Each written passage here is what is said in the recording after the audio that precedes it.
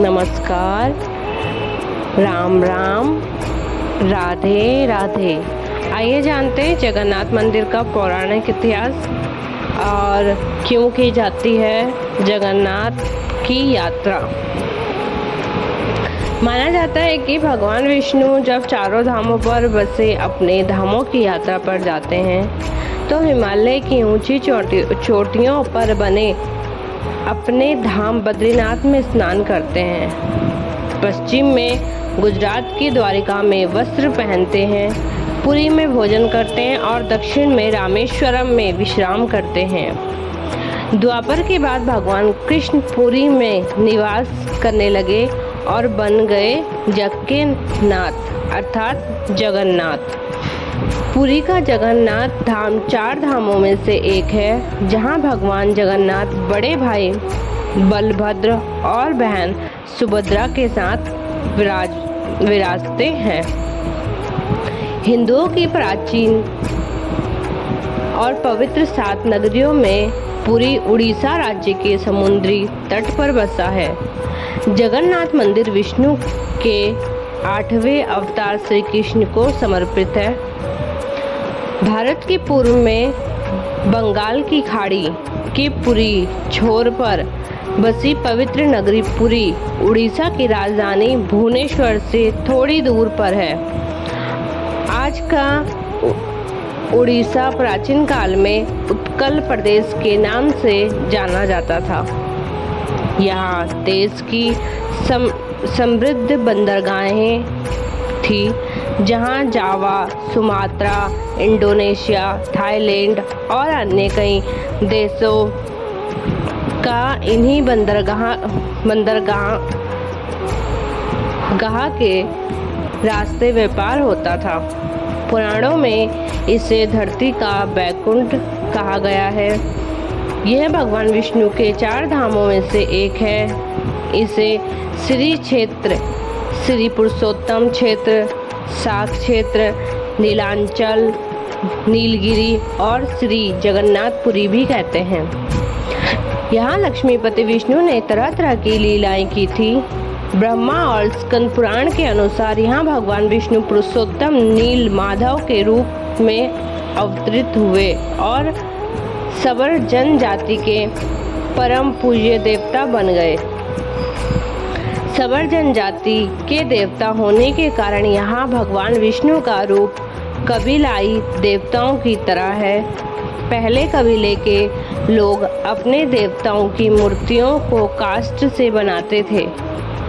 जगन्नाथ मंदिर में सबर जनजाति के पुजारियों के अलावा ब्राह्मण पुजारी भी हैं। ज्येष्ठ पूर्णिमा से आषाढ़ पूर्णिमा तक सबर जाति के देवतापति जगन्नाथ जी की सारी रीतियां करते हैं। पुराण के अनुसार नीलगिरी में पुरुषोत्तम हरि की पूजा की जाती है। पुरुषोत्तम हरि को यहाँ भगवान राम का रूप माना गया है। सबसे प्राचीन मत्स्य पुराण में लिखा है कि पुरुषोत्तम क्षेत्र की देवी विमला है और यहाँ उनकी पूजा होती है। रामायण के उत्तराखंड के अनुसार भगवान राम ने रावण के भाई विभीषण को अपने इक्ष्वाकु वंश के कुल देवता भगवान जगन्नाथ की आराधना करने को कहा। आज भी पुरी के श्री मंदिर में विभीषण वंदना की परंपरा कायम है। स्कंद पुराण में पुरी धाम का भौगोलिक वर्णन मिलता है। स्कंद पुराण के अनुसार पुरी एक दक्षिणवर्ती संघ की तरह है और यह 5 कोस यानी 16 किलोमीटर क्षेत्र में फैला है। माना जाता है कि इसका लगभग 2 कोस क्षेत्र बंगाल की खाड़ी में डूब चुका है। इसका उदर है समुद्र की सुनहरी रेत, जिसे महोदधि कहा पवित्र जल धोता रहता है। सिर वाला क्षेत्र पश्चिम दिशा में है, जिसकी रक्षा महादेव करते हैं। शंख के दूसरे घेरे में शिव का दूसरा रूप ब्रह्म कपाल मोचन विराजमान है।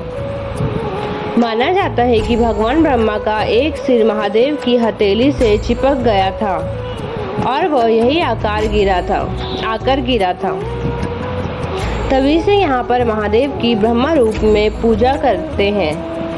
शंख के तीसरे वृत्त में माँ विमला और नाभि स्थल में भगवान जगन्नाथ रथ सिंहासन पर विराजमान है।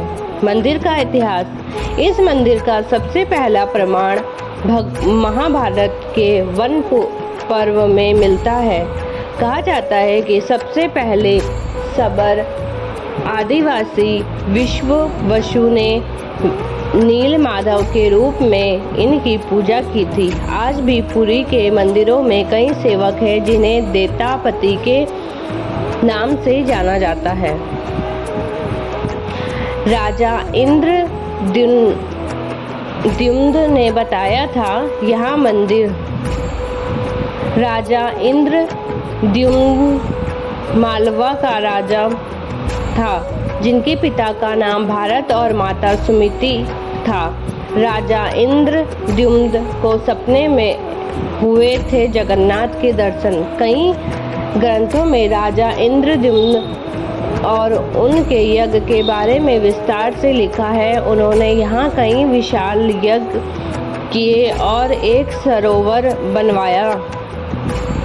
एक रात भगवान विष्णु ने उनको सपने में दर्शन दिए और कहा, नीलांचन पर्वत की एक गुफा में मेरी एक मूर्ति है, उसे नील माधव कहते हैं।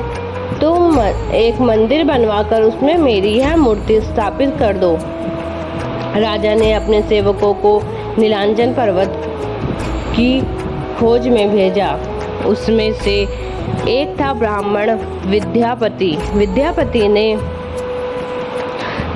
सुन रखा था कि सबर कबीले के लोग नील माधव की पूजा करते हैं और उन्होंने अपने देवता की इस मूर्ति को नीलांचन पर्वत की गुफा में छुपा रखा है। वो यह भी जानता था कि सबर कबीले का मुखिया विश्ववसु नील माधव का उपासक है और उसी ने मूर्ति को गुफा में छुपा रखा है। चतुर विद्यापति ने मुखिया की बेटी से विवाह कर लिया। आखिर में वो अपनी पत्नी के जरिए नील माधव की गुफा तक पहुंचने में सफल हो गया। उसने मूर्ति चुरा ली और राजा को लाकर दे दी। विश्ववसु अपने आराध्य देव की मूर्ति चोरी होने से बहुत दुखी हुआ। अपने भक्त के दुख से भगवान भी दुखी हो गए। भगवान गुफा में लौट गए, लेकिन साथ ही राजा इंद्रद्युम्न से वादा किया कि वो एक दिन उनके पास जरूर लौटेंगे। बरसते कि वो एक दिन उनके लिए विशाल मंदिर बनवा दे। राजा ने मंदिर बनवा दिया और भगवान विष्णु से मंदिर में विराजमान होने के लिए कहा। भगवान ने कहा कि तुम मेरी मूर्ति बनाने के लिए समुद्र में तैर रहा पेड़ का बड़ा टुकड़ा उठाकर लाओ, जो द्वारिका से समुद्र में तैरकर पुरी आ रहा है। राजा के सेवकों ने उस पेड़ के टुकड़े को तो ढूंढ लिया, लेकिन सब लोग मिलकर भी उस पेड़ को नहीं उठा पाए। तब राजा को समझ आ गया कि नील माधव के अनन्य भक्त सबर कबीले के मुखिया विश्ववसु की ही सहायता लेनी पड़ेगी। सब उस वक्त हैरान रह गए जब विश्ववसु भारी भरकम लकड़ी को उठाकर मंदिर तक ले आए। अब बारी थी लकड़ी से भगवान की मूर्ति गढ़ने की। राजा के कारीगरों ने लाख कोशिश कर ली, लेकिन कोई भी लकड़ी में एक छेनी तक भी नहीं लगा सका। तब तीनों लोग के कुशल कारीगर भगवान विश्वकर्मा एक बूढ़े व्यक्ति का रूप धरकर आए। उन्होंने राजा को कहा कि वे नील माधव की मूर्ति बना सकते हैं, लेकिन साथ ही उन्होंने अपनी शर्त भी रखी कि वे 21 दिन में मूर्ति बनाएंगे और अकेले में बनाएंगे, कोई उनको बनाते हुए नहीं देख सकता। उनकी शर्त मान ली गई। लोगों को आरी, छेनी, हथौड़ी की आवाजें आती रही। राजा इंद्रद्युम्न की रानी गुड़ीचा अपने को रोक नहीं पाई। वह दरवाजे के पास गई तो उसे कोई आवाज सुनाई नहीं दी। वो घबरा गई। उसे लगा बूढ़ा कारीगर मर गया है। उसने राजा को इसकी सूचना दी। अंदर से कोई आवाज सुनाई नहीं दे रही थी तो राजा को भी ऐसा ही लगा। सभी शर्तों को और चेतावनियों को दरकिनार करते हुए राजा ने कमरे का दरवाजा खोलने का आदेश दिया। जैसे ही कमरा खोला गया तो बूढ़ा व्यक्ति गायब था और उसमें 3 अधूरी मूर्तियां पड़ी मिली। भगवान नीलमाधव और उनके भाई के छोटे छोटे हाथ बने थे लेकिन उनकी टांगे नहीं, जबकि सुभद्रा के हाथ पांव बनाए ही नहीं गए थे। राजा ने इसे भगवान की इच्छा मानकर इन्हीं अधूरी मूर्तियों को स्थापित कर लिया। तब से लेकर आज तक तीनों भाई बहन इसी रूप में विद्यमान हैं। वर्तमान में जो मंदिर है वो 7वीं सदी में बनवाया था। हालांकि इसी मंदिर का निर्माण ईसा पूर्व 2 में भी हुआ था। यहाँ स्थित मंदिर 3 बार टूट चुका है। 1174 ईस्वी में ओडिशा शासक अनंग भीमदेव ने इसका जीर्णोद्धार करवाया था। मुख्य मंदिर के आसपास लगभग 30 छोटे बड़े मंदिर स्थापित हैं। जय जगन्नाथ।